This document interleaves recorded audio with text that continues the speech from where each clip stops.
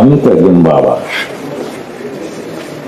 আমার সন্তানরাও তো এরকম আকুতি নিয়ে 61 দিন অপেক্ষা করেছে। যখন আমি বোনের ঘরে ছিলাম, ইদানিং সেটা আয়নাগর নামে খ্যাত। আয়নাগর নাম দিয়েছেন এত্র নিউজ নামে একটি নিউজ সংস্থা খুব সম্ভবত, কিন্তু পৃথিবীব্যাপী এটা অ্যাকসেপ্টেড হয়ে গিয়েছে। ধরে নিলাম এটা আয়নাগর, আয়না ওখানে নেই। আমি ছিলাম একটি কোমরের মতো জায়গায়, 5 ফিট বাই 10 ফিটের বেশি হবে না, বর্ণনা দিয়েছি আমি মিডিয়াতে, যেখানে একটি পানির ট্যাপ এবং পেশাব পায়খানার জন্য একটা ছিদ্র ছিল, একটা নালার মতো জায়গা করে, যেটার সংযোগ ছিল খুব সম্ভবত সেফটি ট্যাঙ্ক থেকে। ওখান থেকে অনেক পোকামাকড় বিচ্ছু আসতো। একটা ফ্লো, একটা পাতলা কম্বল এবং একটা পাতলা বালিশ, এই ছিল সম্ভব। উপরে হাইলাইট, একটা হাই পাওয়ার ভাল্ব, স্টিলের দরজা, নিচে খানা পিনা সরবরাহের জন্য সামান্য জায়গা, আর উপরে দরজার উপর একটু জায়গা। বাইরে একটা প্যাডেস্টাল ফ্যান থাকতো যাতে বাতাস ঢুকতে পারে। এই অবস্থা কেবল কবরের সাথে তুলনা করা যায়। সেই সময় প্রতি মুহূর্ত আমি মৃত্যুর প্রহর গুনতাম। কখনো পৃথিবীর আলো বাতাস দেখবো সেটা চিন্তা করিনি। আমি হাতের নখ দিয়ে দেওয়ালে দাগ দিয়ে দিয়ে দিন গুনে রাখতাম, কয়দিন গেল। তারপরেও আমি সৌভাগ্যবান যে আমি এখন জীবিত আছি। যেদিন আমাকে আরেকটি দেশের বর্ডার পার করে ফেলে আসা হলো, তখন ভাবলাম, সত্যি কি বাংলাদেশ আর স্বাধীন আছে? আমরা কি সার্বভৌম জাতি? আমার কাছে আমার উত্তর ছিল, যেহেতু আমি নিজেই সেটার শিকার এবং সাক্ষী। আমি জানতাম বাংলাদেশ স্বাধীন নেই।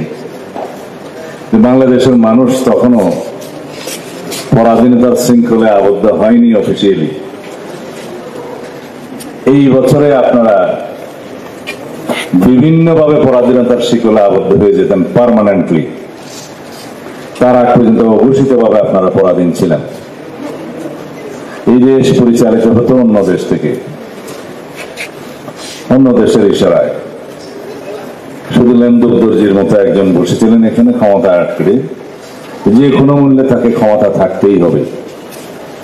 প্রয়োজনে আসমান থেকে গুলি করে নিজের জনগণকে, নিজের দেশের জনগণকে গুলি করে মারবেন। যারা বাড়ির আঙ্গিনায়, ছাদে এবং ঘরের ভিতরে শিশু এবং নারীকে হত্যা করেছে হেলিকপ্টার থেকে গুলি করে, তারপরেও ওনাকে ক্ষমতায় থাকতেই হবে। বিশ্বাস করুন, যারা সৃষ্টিকর্তায় বিশ্বাস করেন, তার ফয়সালা আমরা জানতাম না তখনও। এই দেশকে, এই দেশের মানুষদেরকে, এই দেশের স্বাধীনতাকে, সার্বভৌমত্বকে আমাদেরকে নতুন করে কিনতে হয়েছে সহস্র শহীদের রক্ত দিয়ে। সেই ফয়সালা আল্লাহ ছিল, আমরা জানতাম না। এই দেশ থেকে পৃথিবীর নিকৃষ্ট স্বৈরাচার ফ্যাসিবাদী শেখ হাসিনাকে পালিয়ে যেতে হবে। সেটা কিসের বিনিময়ে? শত সহস্র শহীদের রক্তের বিনিময়ে, 22,000 মানুষের আহত পঙ্গু হওয়ার বিনিময়ে, শত শত দুই চোখের অন্ধত্ব নিয়ে আছে যারা বেঁচে আছেন, তাদের ত্যাগের বিনিময়ে। কিন্তু হয়েছে, পৃথিবীর কোন স্বৈরশাসক, কোন ফ্যাসিবাদী শাসক স্বাভাবিক প্রক্রিয়ায় কখনো ক্ষমতা থেকে যায়নি, যাবেও না।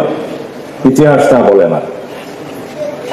সে রোমানিয়ার চাচেস্কু হোক, বা হাইতির পাপাডক হোক, বা অন্যান্য দেশে, আমি উদাহরণ দিলাম না, আরো অনেক উদাহরণ আপনারা পাবেন। কেউ সুরঙ্গে পালিয়েছে, বাঁচতে পারেনি। কেউ বাংকারে পালিয়েছে, বাঁচতে পারেনি। সেই স্বৈরাচারদের পরিণতি খুব নির্মম হয়।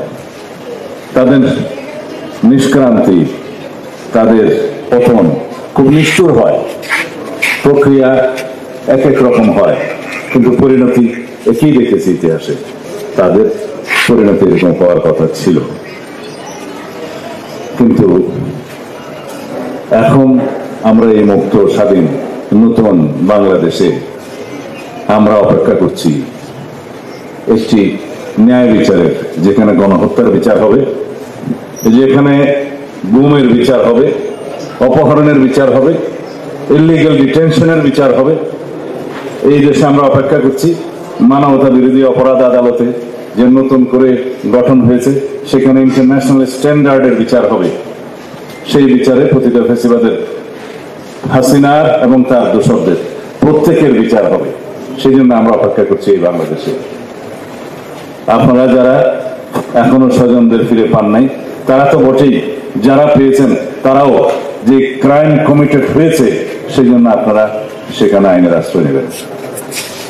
এই দেশ থেকে সো-কল্ড আয়নাঘর নামে যে সমস্ত স্থাপনা ছিল, সেগুলো উচ্ছেদের বাসনা, প্রতিশ্রুতি সবকিছু 5 তারিখে আমরা দিয়েছি যে এই মুহূর্ত থেকে কোন রকমের আয়নাঘর বাংলাদেশে অস্তিত্ব থাকতে পারবে না।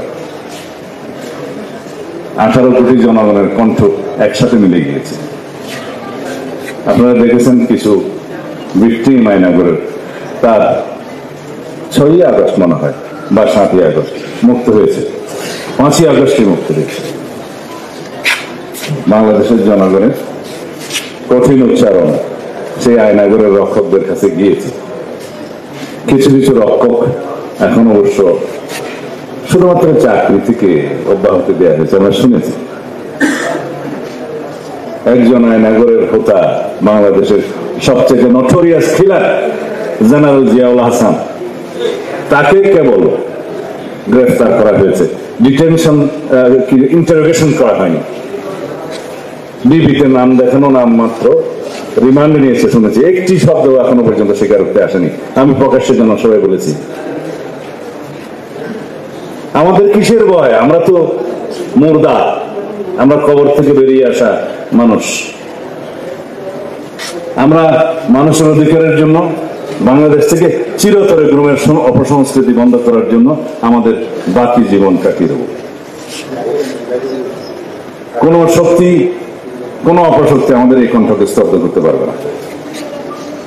কারণ মুর্দাকে তো ভয় দেখিয়ে লাভ নেই।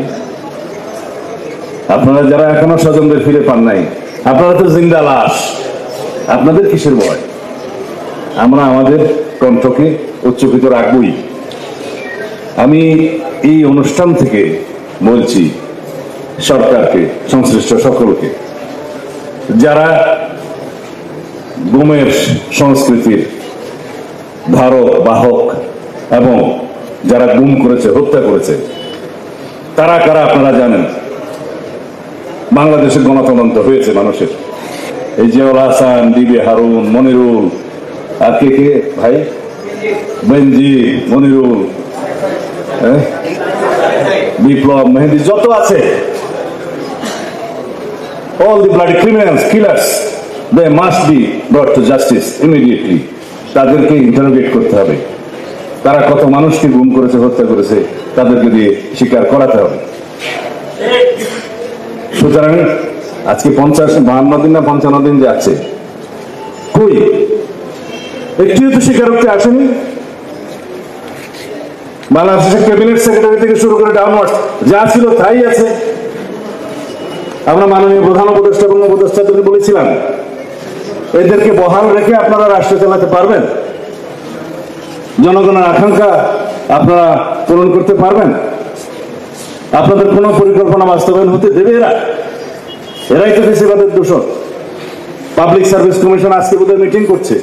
আমি গতকালকে একটা কোথায় সাক্ষাৎকার দিয়েছিলাম, বলেছি যদি 24 ঘন্টার মধ্যে পাবলিক সার্ভিস কমিশন চেয়ারম্যান এবং সদস্যরা যারা ফ্যাসিবাদের দূষণ, যারা ছাত্রলীগের ছাড়া আর কাউকে চাকরি দেয় নাই, তারা যদি পদত্যাগ না করে আমরা পদত্যাগ করাবো।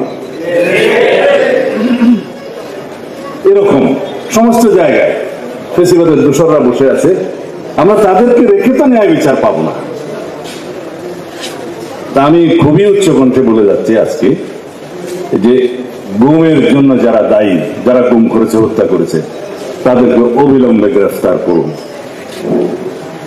তাদেরকে ইন্টারোগেট করুন, তাদেরকে বলতে হবে তারা তাদেরকে কোথায় কোথায় হত্যা করেছে, তাদের কবর কোথায় যদি থাকে। কারণ গুমের সময়ে আমি তাদেরকে বলতাম অন্তত আমার লাশটি আমার পরিবারকে দিও, তারা কোনো জবাব দিত না। আজকে আমার সহকর্মী ইলিয়াস কোথায়? বেঁচে আছে না হত্যা করা হয়েছে? তার সন্তানরা, তার পরিবার জানে না। একজন মানুষ, একজন ওয়ারিশ, তার পূর্বপুরুষের, তার পিতা কবর জিয়ারত করতে পারবে না, সেই অধিকার বাংলাদেশের মানুষের কাছ থেকে কেড়ে নেওয়া হয়েছে। তাদেরকে জবাব দিতেই হবে। এগুলো অনেক তদন্ত বেরিয়েছে, কারা কারা তাদের সাথে জড়িত। তো সুতরাং আমি আমার আর দুই একটি অনুষ্ঠান থাকার কারণে আগেই বক্তব্য রাখার জন্য আমার সুযোগ দেওয়ার অনুরোধ করেছিলাম, ধন্যবাদ। আমি আজকে এই বিশেষ বলতে চাই না, আমাদের এই সংগ্রাম জারি থাকবে। বাংলাদেশে যদি ভবিষ্যতে একটিও গুমের ঘটনা হয়, একটিও একটা জুডিশিয়াল কিলিং এর ঘটনা হয়, অবৈধ আটক আদেশের ঘটনা হয়, আমরা তাদের পাশে থাকবো। এই প্রতিশ্রুতি দিয়ে আমি আজকে উঠতে চাই, আপনারা যদি অনুমতি দেন। ধন্যবাদ সবাইকে। খোলা হাফেজ।